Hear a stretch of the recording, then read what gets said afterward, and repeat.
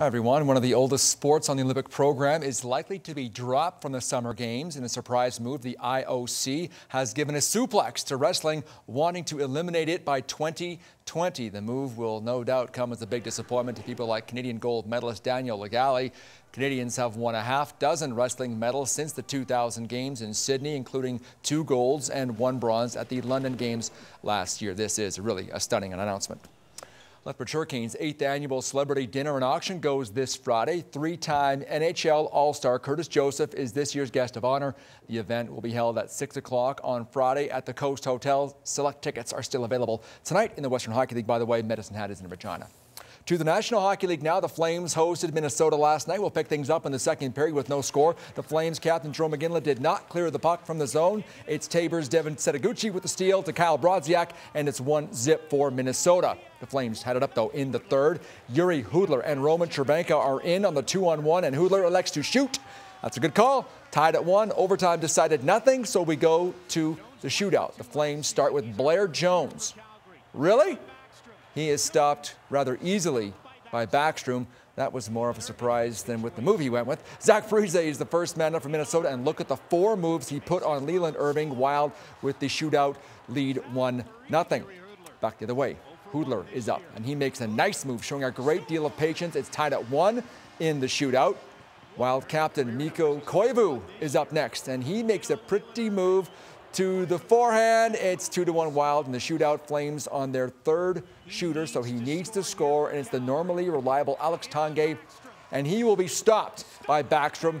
The Flames lose at home 2-1 in a shootout. The hometown fans went home unhappy last night, so the Flames still have only 3 wins in their first 10 games of the season and are currently sitting second last in the Western Conference. Their next game is on Wednesday when they host Jaromir Jagr and the Dallas Stars. Well, the Toronto Blue Jays made some huge off-season moves, and none were bigger than acquiring the reigning National League Cy Young Award winner from the Mets.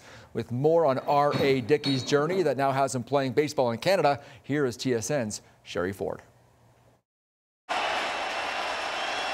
to Davis. In there! Strike 3 call! Back-to-back one-hitters for R.A. Dickey. 2012 was a dream year for R.A. Dickey, a 20-win season that included 2 one-hitters and a streak of 44 1/3 innings without allowing an earned run culminated in his first career Cy Young Award. But for Dickey, the path between being a first-round pick in the MLB draft in 1996 and finding major league success has been anything but a straight line. It's been a difficult, arduous journey, but at the same time it's been really rewarding and certainly not without its adversities. He basically came out of nowhere. You know, he was that guy that was just, I don't want to say hanging on, but you know, he was bouncing around. He really hadn't found a home, and then, you know, he started throwing his knuckleball full time, and everything took off. Having lost his fastball, the righty was spinning his wheels in the minors when he picked up the knuckler out of necessity. After spending 7 years perfecting his technique, Dickey is currently the only pitcher in the majors who relies on the knuckleball as his primary pitch and feels that gives him an edge against big league hitters. Despite his recent success, Dickey recognizes that he still has to prove himself in Toronto. I never want to play a game or pitch in a game thinking that I could have done something with more intensity, better effort, better preparation. The acquisition of Dickey also creates an interesting battle in spring training to determine who will be his personal catcher. The Jays have both Henry Blanco and Josh Thole in camp, who have caught for him with the Mets. However, JP Arencibia has been working hard with Dickey down in Nashville and is determined to be his opening day catcher. I was able to catch him well, so I'm comfortable and I'm ready to be able to do it in the game. Sherry Ford, TSN, Dunedin, Florida.